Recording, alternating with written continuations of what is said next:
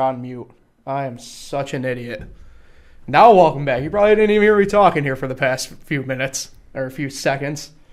I am off the rails tonight. Anyway, welcome to Fresh Takes Russo and Felice. I'm Paul Russo. Across from me, as always, Nicky Fresh, Nick Felice. Nick, I need your help right now. Take it away.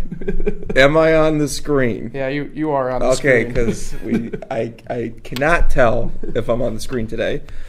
So this is a little weird for me. I'm like blind. Yeah. For radio podcasts and whatnot. Yeah. But yeah. So I'm really gonna have to listen to Paul today. Yeah, you're gonna have to kind of. I can't doze out. Kind of take over here. I got a couple texts already saying the sound isn't on, and guess what? The sound is on now. Okay, my bad. Been a busy, eventful afternoon / evening for me at work. Just Paul, give me a heads up when I'm not on the screen so I can do my usual pick of my nose. Hey, when I'm not on the screen, I scratch my ass, pick my nose, all that kind of stuff off screen. We all do. But now I don't know if I'm on the screen or not. So yeah, let's talk some sports. Yeah, sports and some movie talk today. So it's going to be pretty fun. Grab your popcorn. I see what you did there. So we're going to discuss sports off the bat, March Madness, and an unlikely Final Four, I must say. I definitely don't think any of us were really. It's odd. Expecting that. Then obviously we'll discuss our impressions from the MLB opening day and series that have taken place and the other stuff going on there.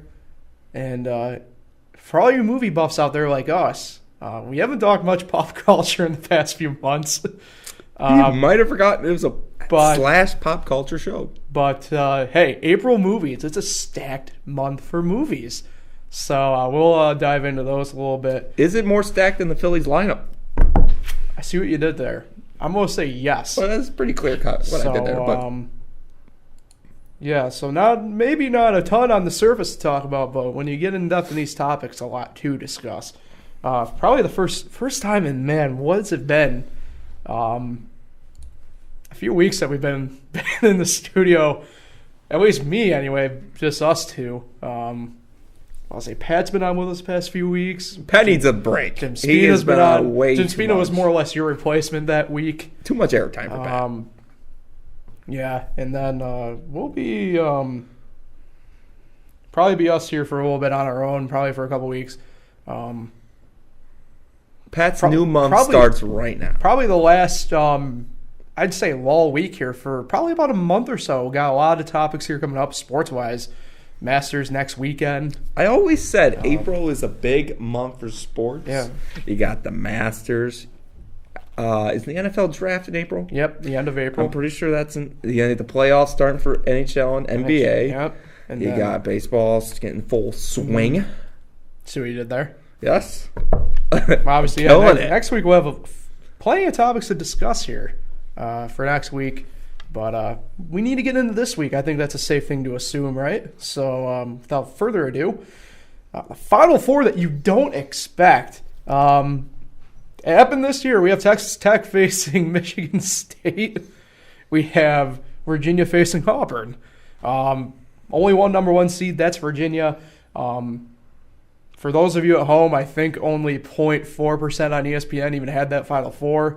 And those weren't perfect brackets anyway. So congrats. No perfect brackets anywhere that we know of. Did you hear about that one guy on Yahoo, though? I think it was Yahoo. Not sure. He had a perfect bracket going into the Sweet 16. Really? Yeah, not ESPN. But, it's out there.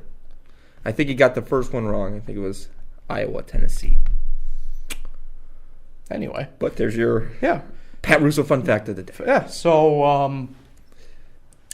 so for those of you that know, well, I'm going to backtrack here a little bit. We'll start with the obvious elephant in the room with the college basketball scene, and that's Duke not advancing to the Final Four. And a lot of people are saying, oh, we needed this for, good, finish to a college basketball season. We needed Duke for the fan value. We needed Duke because it'd be good basketball. Well, I got news for you people. Duke is terrible basketball. Look, and I'm gonna end up probably like causing many outbursts for our listeners and viewers. But I got news for you people. Zion's pretty one-dimensional. Sure, he can make the occasional three. Who doesn't? Boban Marjanovic in the NBA does it too. But all he can do is jump. You can say what you want, but Zion, my favorite part of Zion's game was when he pouts like a 3-year-old after any call. It's hilarious. RJ Barrett's probably the best player on that team. I don't care what anybody says. Did you laugh when he cried? Who? Zion. He was crying back to the locker room. Were you laughing in your living room?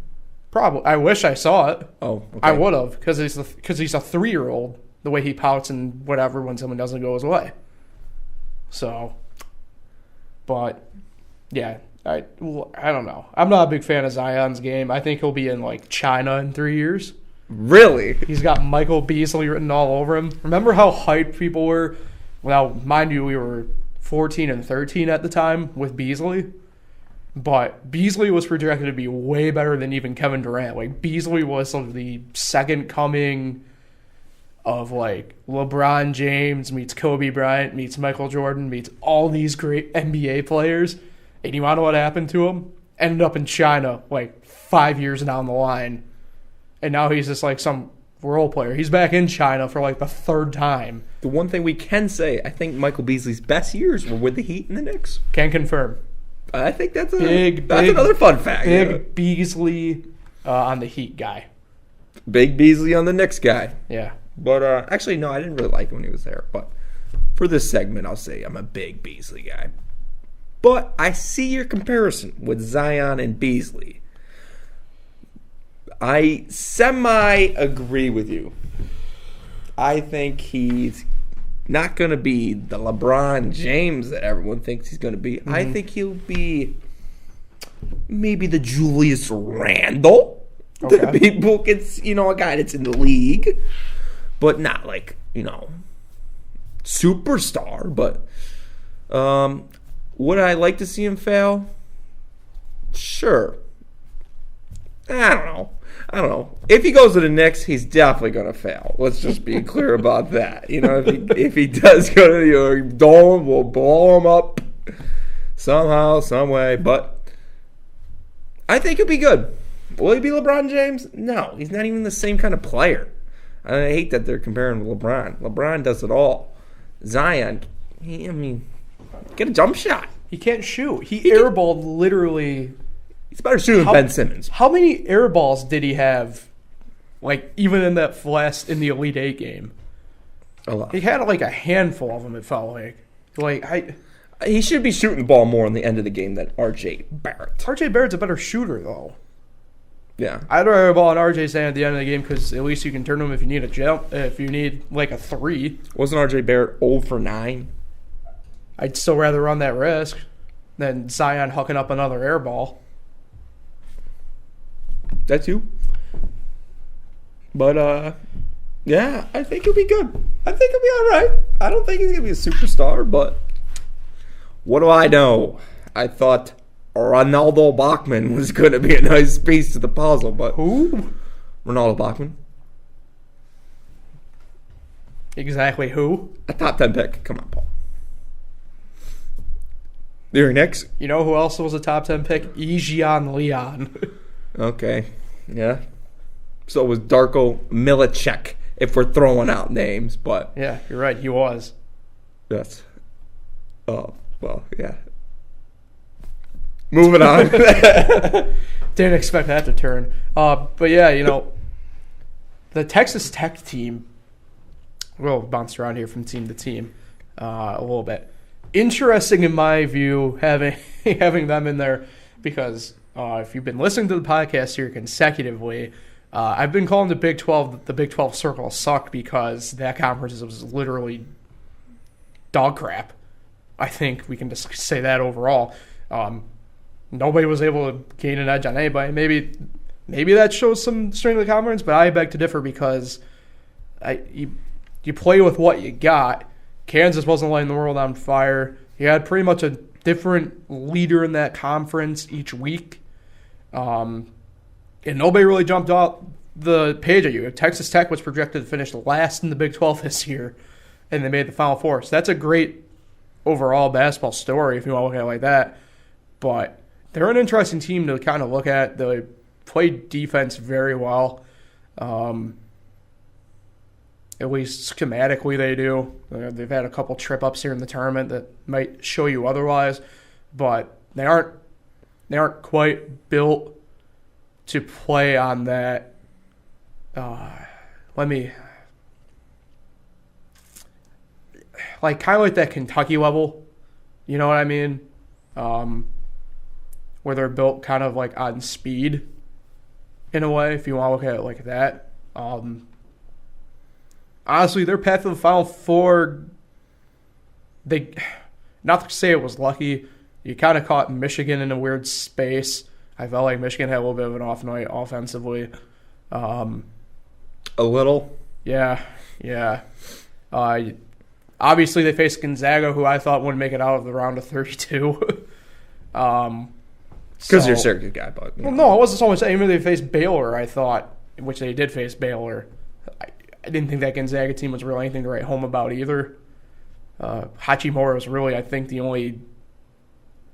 it was surprising they beat Florida State. Talent, yeah, I mean, NBA talent player. Not necessarily not Texas Tech in that regard either, but their road has been a little bit easier. Buffalo, they went pretty much. I mean, that Buffalo game they pulled away there. I mean, so I want to know your take on them. I think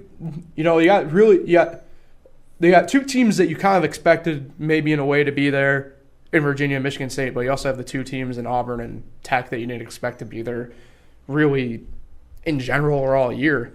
So, yeah, what's your take on at least the Tech side of it for now? Texas Tech's a good team. They're playing very well right now, just like Auburn. I think that Culver dude is a good player. I had Michigan in the finals in my bracket.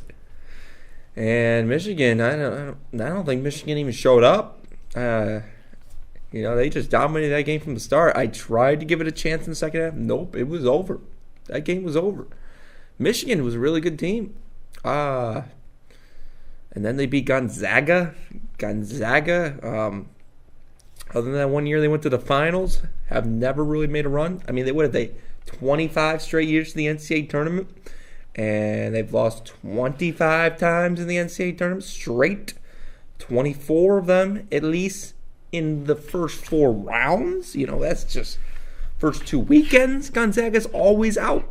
It's like, man, could you imagine being a Gonzaga fan? No. And then there's this Texas Tech team, first time to the Final Four. And that Chris Beard dude is actually a really good coach. I think he's very good. I like him. I don't know if he's the best coach in the Final Four right now. There's 4 really interesting coaches in the Final Four. Yeah. But, I just want to say one point before we get into all the teams. I just want to say about these. So you got a team from each conference, right? Each of the power. Not your favorites, but you classify it as Power 5, but yeah, I mean you got one from each. The Big Ten, the looking SEC, at it like that. ACC, and Big 12. Yeah. And when you look at the most hyped teams from those conferences this year, you got to think Duke, Michigan, Kansas, and Kentucky. All 4 of them didn't make it. So these teams were hyped up. I mean, Michigan State and Virginia were hyped up, but they're not as hyped up as Michigan and Duke, in my opinion. Duke and North Carolina. So, and then Texas Tech is really like Iowa State and Kansas, who was talked about in the Big 12, and they made it. It was Tennessee and Kentucky that was talked about, and they made it. So it's really 4 surprising teams that made the Final Four from those conferences, in my opinion. Yeah, I am. But don't sleep on Texas Tech. I'm not going to disagree with you, I guess, in theory.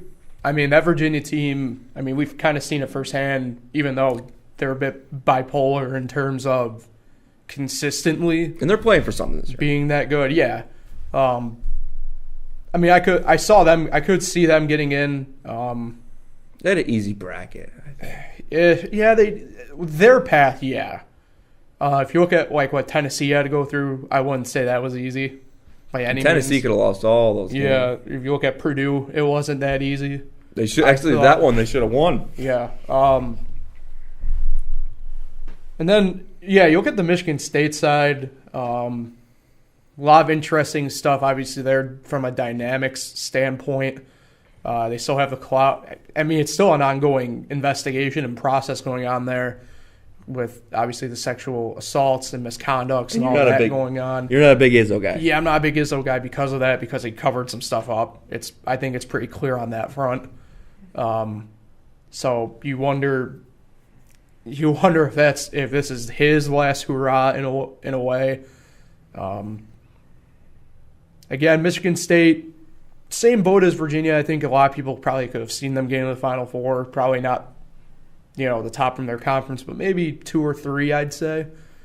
You got to look at those two as the favorites to get to the finals. Yeah, but Auburn and Texas Tech are hot. Yeah, I mean that's part of the battle here. You got an Auburn team that takes down obviously Kentucky, and then just go back a game to the Sweet 16.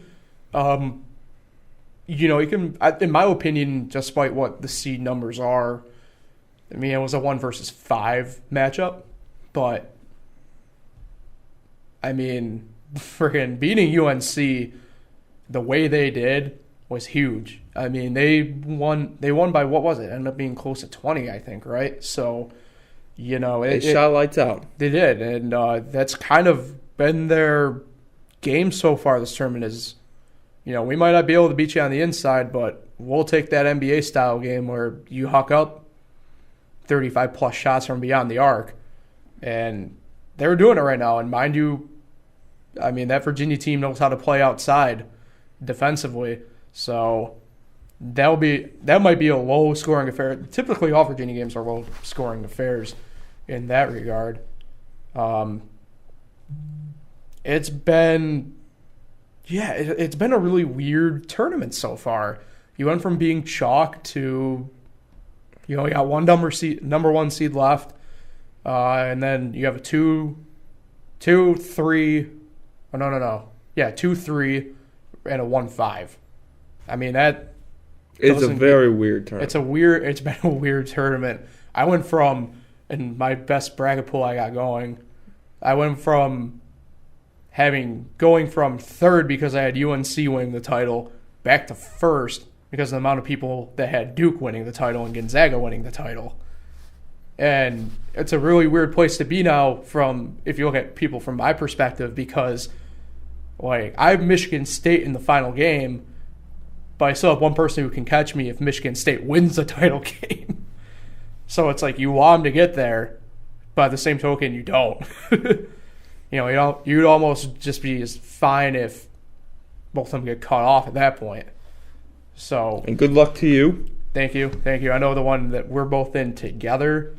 We're not going to talk about. Yeah, me not as good in that one. I went for. I think you might have been a little buzzed doing that. I was not buzzed doing it. I did it on a Monday night. No, definitely buzzed. We know how you drink your sangrias on your Monday nights, reading your. At this point for me, I'm lucky if I even have a drink on a weekend sometimes. He's a very busy man. No, it's just some weeks you just get through and you're just like, I just need to bury myself in the ground. But yeah, that bracket is. I went for the not chalk way, whereas the one I went. I'm towards the bottom too. Whereas the one that we're in, I went for the chalk for the most part. So. Yeah. So let's do this quick then. Predictions for the Final Four and championship game, because will we be live from the Final Four for the championship game? Will we be live? No, the championship game's on a Monday. No, will we be live? Are we going to the Final Four? We are not going to Minneapolis. Finger Lakes wanted us to get that deal. Not quite in the budget here, unfortunately. Yeah, I'll throw in a couple ones. Nice. My money for traveling to other cities is being allocated to next weekend. So Richmond. Yeah.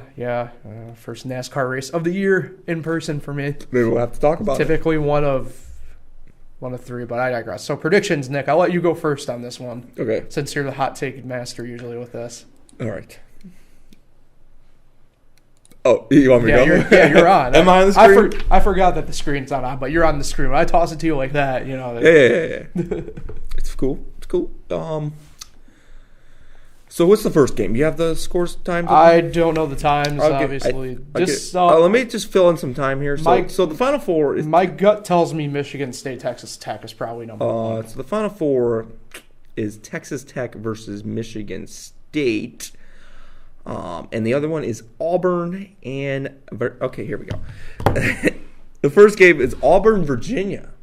And the second game is Texas Tech, Michigan State. Okay. So it's 6:09 on Saturday.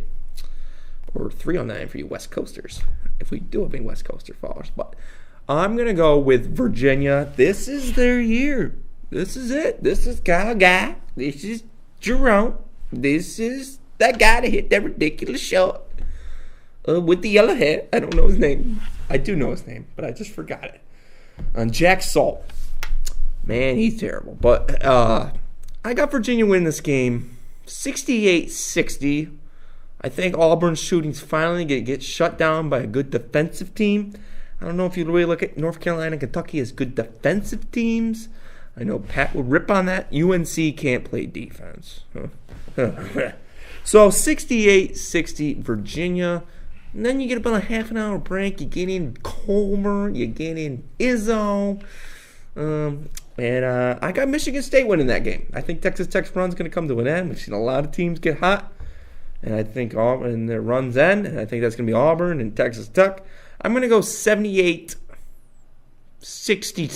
It's going to be you're not going to see nail biters here. Okay, I'm not wait to the championship game. So it comes around Monday night. You know, you got Michigan State, another Big Ten team looking for their first title since 2000. But it was Michigan State that did that. And then you got an ACC team in Virginia looking to redeem themselves. I think this is Virginia's year. But I think we're going to see a crazy championship game. I think it's going to be an overtime. I think Kyle Guy is going to hit a big three to tie that game at the end of regulation. And in overtime, Virginia presses away. And I'm going to go high-scoring affair, actually. I think Virginia's going to come out shooting like they did at the Dome. I was there for that game. Yeah, they came shooting that Dome. And I think they're going to shoot in the Dome. I think they're going to shoot in the championship game. 88-81. They pull away in overtime. Virginia is your national champs. That's a lot of points for that Virginia team. Kyle Guy's going to have a game. Yeah. So the Final Four go be a really low-scoring affair in one game, and I think that's Virginia and Auburn, which I'll probably be completely wrong. It'll probably be like a triple overtime, like 113 to like whatever type deal. But I'm going to go with the hot hand in Auburn in that game. I think offensively they're a bit better, and I think that will make the difference at least because threes obviously are more than twos. So I'm going to go Auburn 61-53. That's typically the way those games end up shifting out towards the end. And then on the other side, I kind of like this idea of complete anarchy. So I'm going to ride with Tech on this one. We'll ride with Beard. Score? Same thing-ish. I think but we'll see a little bit more scoring in that affair. Those teams, State and Tech, appear to enjoy battling a bit more on the inside. They still got some shooters equally on both teams, so that will kick in. I think that will be a bit more of a balanced game. I'm going to go with Tech 78-70. So we're both saying not nail-biter games. No, maybe not quite. And then in the final game, Auburn versus Tech for me. Complete opposite. I'm going to go with Charles Barkley and the Auburn Tigers in that game. Only because I want to see the complete chaos that would be with Charles Barkley in the studio if they were to win that game. Oh, actually, for that game, aren't they at – for the Final Four, aren't they at the – I'm pretty sure, yeah. Oh, God. We need – look, I'm going to plead with America here on this one. America, listen. We need Auburn to win this for the entertainment value of Charles Barkley at that game. Because I remember the opening day of the tournament. Need that. Opening day of the tournament, they said to Charles Auburn team that they had no chance of winning. And we need that. As Americans, as global citizens as a whole, I'm pleading with the NCAA, make Auburn win this championship. We need it for Charles Barkley. But go back to my straight-up prediction. Auburn beats Tech 90-89 in overtime. Very similar picks, just complete opposite teams. I'm going overtime in this championship game, though. All right. Every couple of years we get that overtime game in, and it's been a couple. But I think it happens this year that we get another overtime thriller. There we go. For March Madness. Wouldn't it be something if they had a 6 overtime for the championship? How about if they don't take that from us Cuse fans? Well, they already took your game day. That was our game day as a whole. Us together, that was our game day. And you know it as a Notre Dame fan. That was ours. You want to know what we got for that game day experience in UCF? A guy whose leg almost had to be amputated. Thanks, ESPN. Yeah, ESPN, you suck. Easy. The lights are blinking. Sorry, you brought it up. I know. Even I got excited. So speaking of excitement, opening day and opening series have came and went. And what an opening weekend it was. We have Christian Yelich making history. 4 home runs in 4 days. Not counting. Not counting what? It's over, the streak. Oh, well, yeah. I mean, obviously the streak is. You have a bunch of Yankees getting hurt. Not going to lie, Nick, your Pirates, been a little bit of an interesting affair already with them. You out here killing umpires. Plenty of home runs. You had the Dodgers setting the home run record for opening day with 8 total for a team. You also had on Saturday night in that series, the Dodgers and the Diamondbacks, you had a pair of former Yankee catchers, John Ryan Murphy for the Diamondbacks and Russell Martin for the Dodgers. By the way, he's on the Dodgers. Did you know that? Russell Martin? Yeah. Yeah, I did hear that. He's coming back. But they both ended up pitching. We had a position players pitching in that affair because it was that big of a blowout. I correctly called Michael Lorenzen for the Reds playing center field. That was fantastic. That happened on Saturday as well, I believe, because they were in a blowout game. So, opening series, some impressions. If you're a Red Sox fan, I don't know if I'd be concerned with Chris Sale exactly off the bat. His fastball looks a bit slower. Some velocity down there. If you're a Mariners fan like Matt, that offense looks really good. You know, if the pitching can kind of come around with them a little bit. They could be 7-0. Yeah. Man, a lot of different stuff happened in the opening series. It really did. You had Kevin Pillar who got traded today 4 games into the year. That was a bit odd, I thought. It was just an exciting affair. If you're a Mets fan, you're a little bit excited. That offense looks really good. Pete Alonso looks great so far. Fernando Tatis Jr. for the Padres is hitting the ball great. The young guys are doing good. So, Nick, impressions for you on this opening series? Well, I mean, you've enlightened me, Paul, because I just got a new job, so I have not seen as much baseball as true. you have. So I've missed a lot of games. I forgot. I've only seen the Pirates once, but I see him on the phone. You know, I catch you on the phone. I heard Chris Archer was dancing. He was. Wish I saw it. When they start playing night games, I'll catch more. But, Kevin Pillar getting traded today was a little weird, a little odd. Not going to lie. Why would I lie to you? I haven't been honest this whole time. I know Alan Hansen was in that deal. He's an ex-Pirate. A lot of ex-Pirates playing out in there in the game today. McCutcheon's looked nice in a couple of hits. I mean, I think his only hits are home runs, but he hasn't looked that great. So let's not get ahead of ourselves. But the Phillies, Bryce Harper got booed tonight. That was not surprising to me, but it seemed like the media was kind of surprised by it. You know, the media thought it was going to be mixed. I heard it was boos. I saw him bat the second time, and it was definitely boos. Paul, did you hear any on that Bryce Harper today? Yeah, he got booed. Then I guess he ripped a double. Oh, did he get a double? He ripped a double and then waved to the Nationals fans. He went a bit savage on that. He's always been kind of a douchebag. I mean, yeah, but we need that personality, I feel like. Yeah. I'm a proprietor for violence in sports, makes it more popular. So.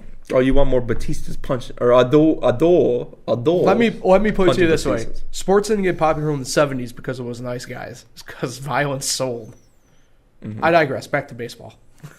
Yeah, I agree there. Because my favorite show, Survivor, the best players are the villains. That's true. Not the heroes. David Sampson. Yeah.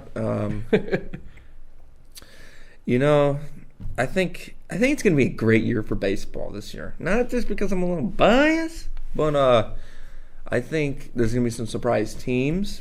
Haven't really seen that in the last 5-10 years. You gotta buy to win. My Pirates do not buy, so I'm not picking them as a surprise team. The owner needs to sell the team, but that's another story for another day. I think look what the Brewers have done. The Brewers went out and bought players. They've gotten guys like Kane and Moustakas and Yelich, and they've become the stars of the team.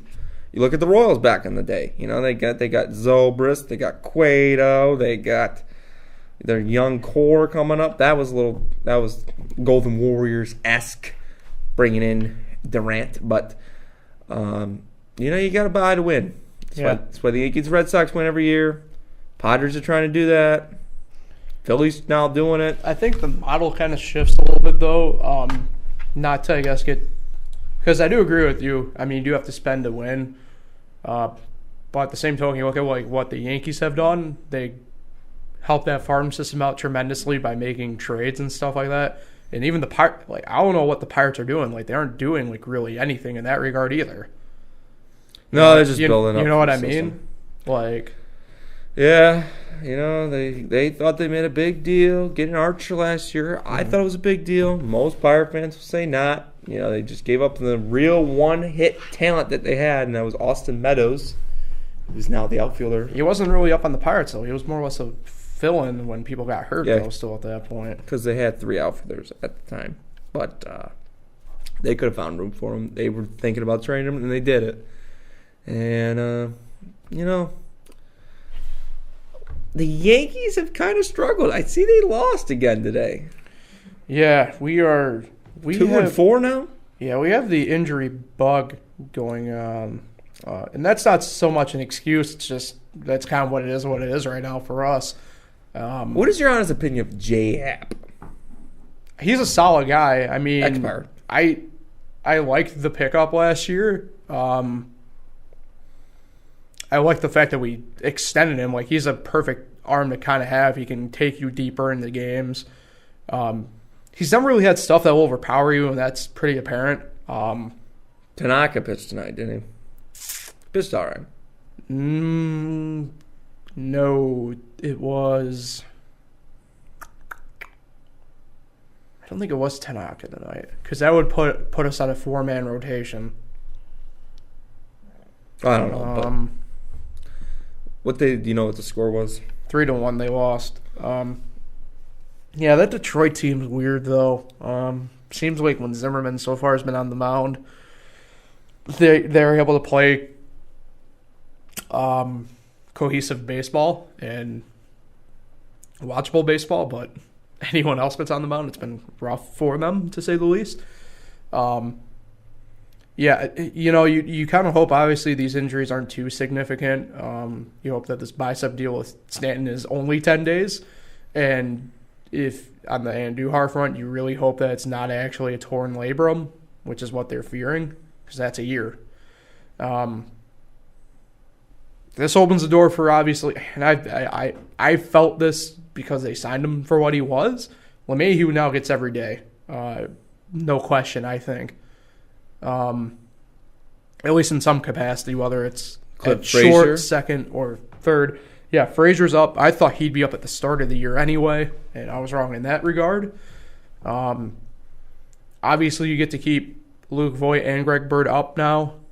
And and you get personally one of my favorite players only because he's a workhorse, Tyler Wade, who had. Did you hear how he had to get to New York? No. So the Yankees AAA affiliate is Scranton, and even though they aren't playing games until I think today was technically minor league opening day for teams. So he was in Scranton, got the call, but because of what time it was, he couldn't get there via plane or something. He had to take an Uber from Scranton, Pennsylvania to New York City. Bro. Can you guess how much the Uber ride cost, Nick? I'm going to say over $1,000. You're wrong, $164. Oh. So Tyler Wade got back to the big leagues via an Uber. More of a Lyft guy. But, like I said, I'm not trying to make the obviously excuse that, it's injuries. So obviously it hampers everyone every year. If you get injuries like this to players that obviously are big names in your lineup, it's going to happen. So I hope that the guys can step up. You hope that obviously reinforcements are on the way. I think the deal is from a pitching perspective, Gio Gonzalez probably is going to get 2 games in here, starts minor league, and then they're going to probably bring him up at the way it sounds, only because he got such a late start.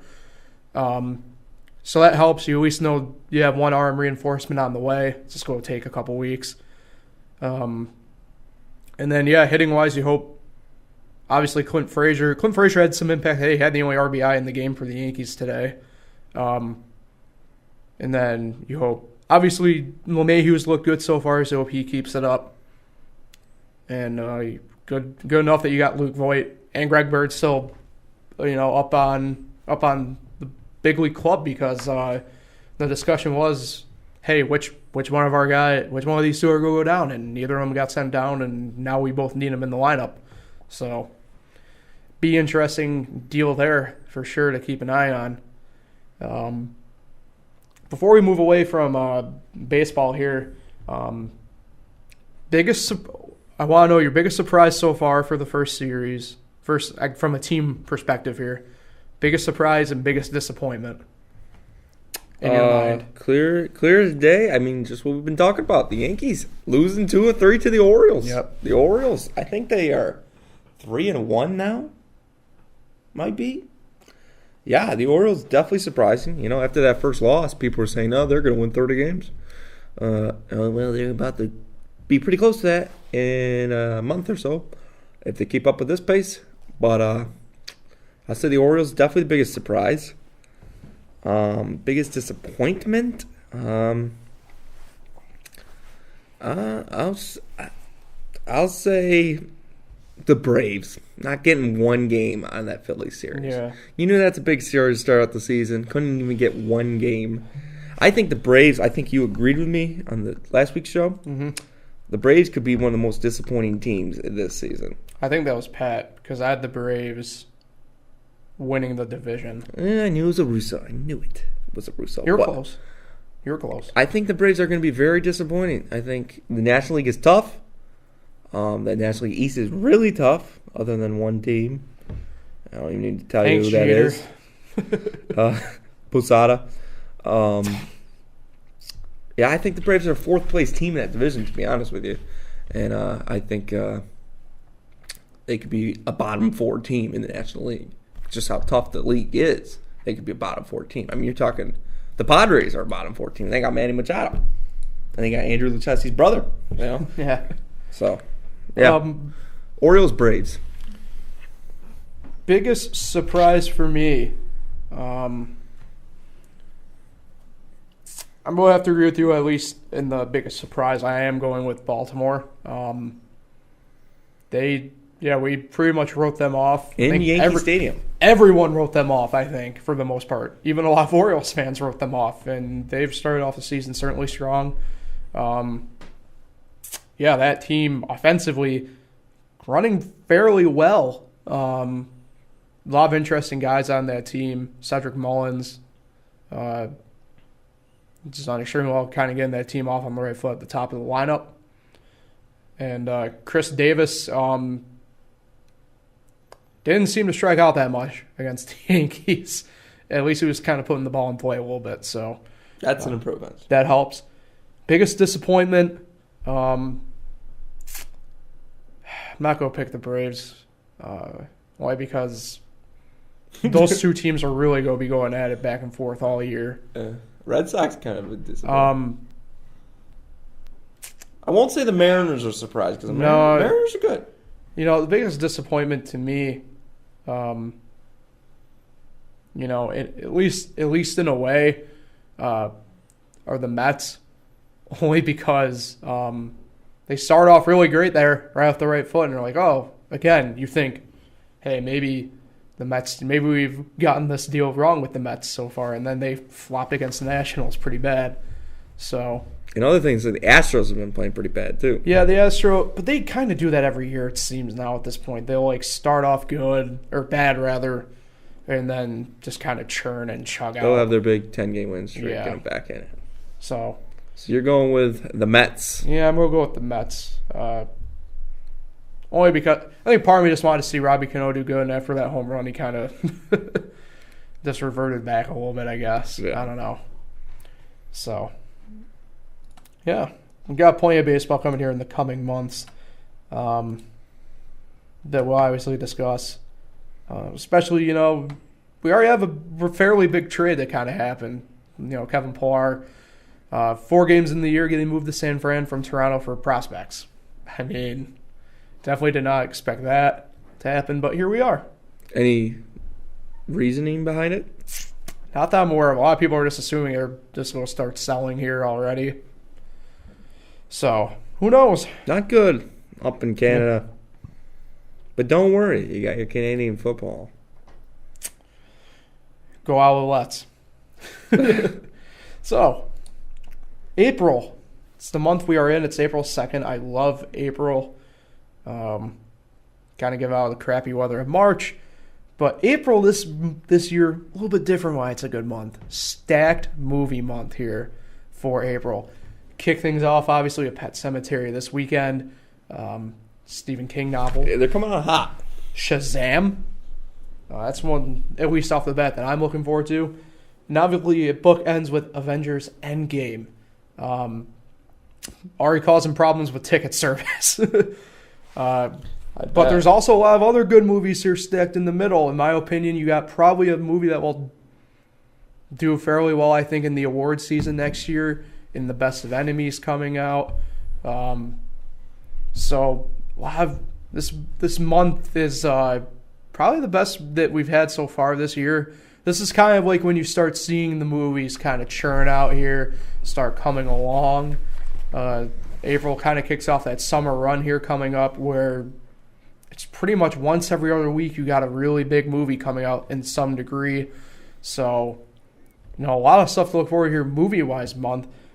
So grab your popcorn, grab your favorite candy, grab your favorite drink. For me, it's the blue raspberry icy.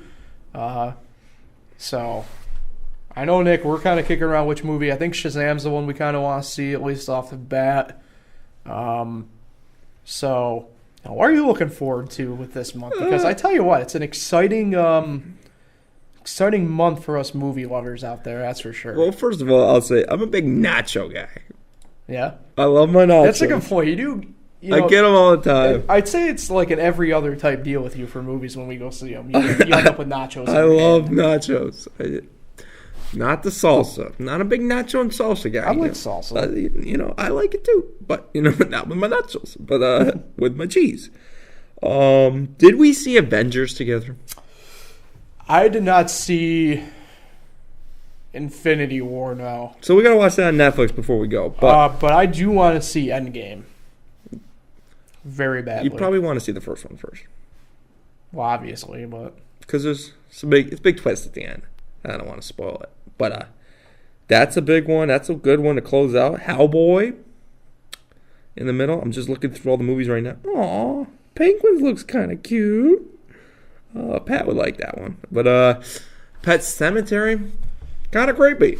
I see the filter on Snapchat. It's a little creepy. Definitely freaks me out. That is based off of, obviously, Stephen King's...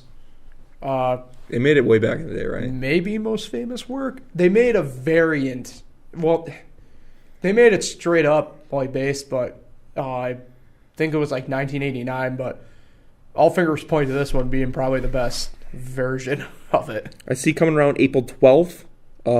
Missing Link could be the new hit animated movie for the kids.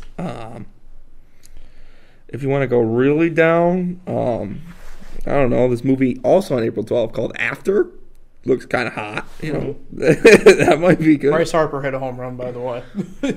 Breaking news. But Bryce Harper's cool, but he does not spoil our movie talk here. Okay. No.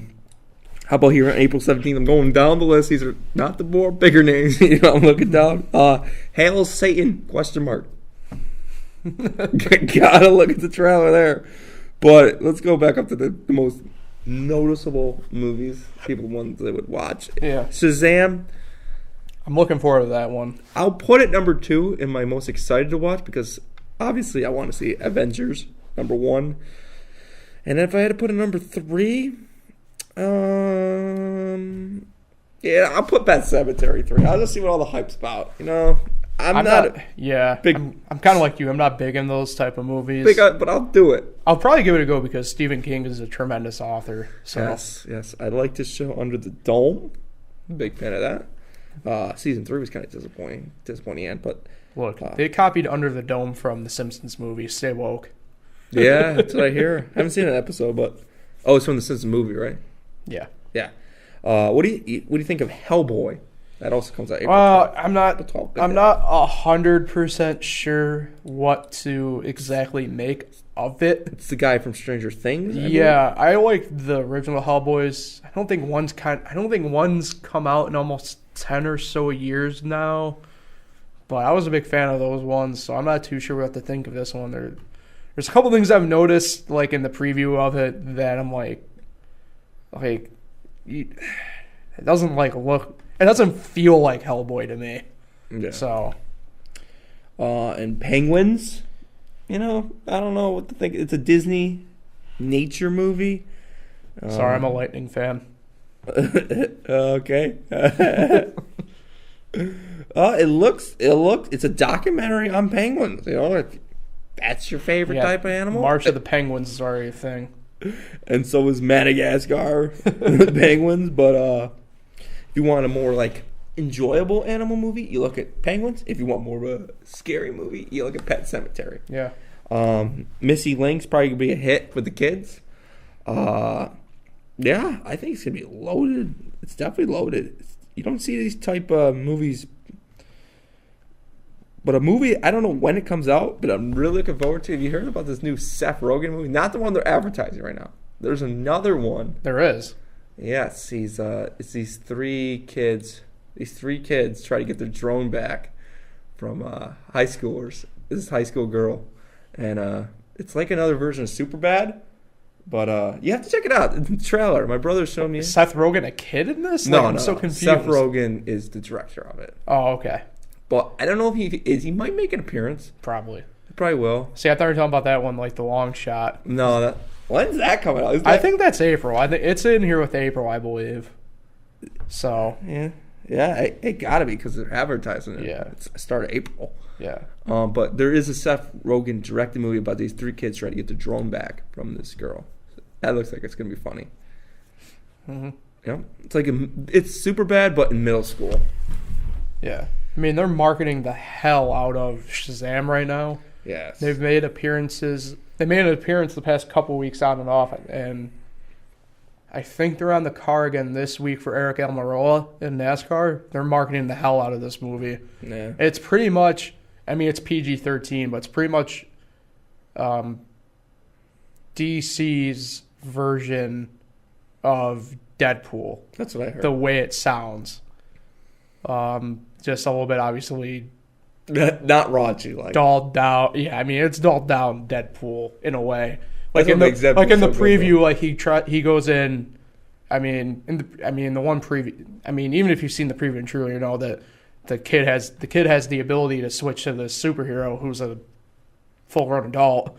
And he walks into the freaking convenience store. He's like, I want to buy your finest beer. I don't even think I can't even imagine going into like a bar and just go like, give me your finest beer. Like, yeah. So like obviously it's dulled down in that regard. Just how like it goes from, if you're a Deadpool, it's every other word is, the F-bomb, the clearly a child trying to get beer.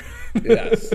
Very different, but it looks funny. Sense. It looks hilarious. I know, obviously, like I said, they're marketing the hell out of it and making it look that way. Isn't that what the Avengers are, though, PG-13? Yeah, the Avengers are PG-13, although that's more or less, I think, for the violence aspect of it and not so much the straight-up raunchiness of it. So, yeah. Anything else for movies? No. I'm looking forward to it. Definitely want to see Shazam. Definitely want to see Avengers. Those are my top two. Pet Sematary, yeah, you'll probably catch me there on a Friday night. Eating some nachos. I don't think it will be this Friday night. No, please. Please, no. No. I would like to be there with a bunch of people. I would like to be there at the last week of it, When there's like only you and two other people in the theater. Yeah, and then they disappear. Oh, God. But yeah. Big movie month. Get out there. Yeah. At the Movie Cinemax in Geneva. Cinemax? Is that what it's called? No, it's called Cinema. Cinemax is a TV channel for movies. I'm going to have to check that one on you, Cinema. All right, go ahead. While you check, I'm going to start our outro here. So thanks for tuning in to this edition of the Fresh Shakes podcast. Nick? Cinema. Who are you throwing it? Who is your shout-out this week? Cinema. Oh, yep. Am I on the screen? You are on the screen. Okay, it's been very difficult. I've had the headphones try to help me out here. I have not seen myself on the show all day. I don't even know how my hair is. You look fantastic, darling. You look fantastic. I'm gonna shout out your brother again, Pat Russo. You're just running out of people to shout out, aren't you? Yeah, I don't have that many friends, but Pat Russo, give this guy a round of applause. Give this guy a pat on his back. Pat on his back for Pat, Boo. But he was here for 3 straight weeks. That was more time than I spent here. This guy took the rest of his plans away from the night to come here to make this show what it was for the last 3 weeks. A lot of hard work, a lot of dedication. I know you did as well. You Russos put a lot of time and effort into this show. So shout out Pat for his hard work. Shout out everyone, Jim, Matt, everyone who made these shows popping the last 3 weeks. Shout out Pat. I do greatly appreciate it. It was fun getting, obviously, Jim Pat and on again Pat with us. Yes. It's good to have you back, though, Nick. Luckily, when I go on vacation here next week, I will not miss any podcasts. See, now if you go on vacation, I don't know if I have the experience to take over your spot. You don't. We're probably going to draw in a big name, Maybe Gus Johnson. That may happen during the summer. Maybe Will Kane. That may happen during the summer. We may be going on a family vacation, but Stephen A. Smith, we'll get him on here. Stephen A. Schmidt. Yeah. So yeah, with that in mind, we seriously greatly appreciate you guys tuning in. We'll catch you guys next week. If you haven't already, like, share, subscribe, all the fun stuff, and we'll catch you next time on the Fresh Takes Podcast.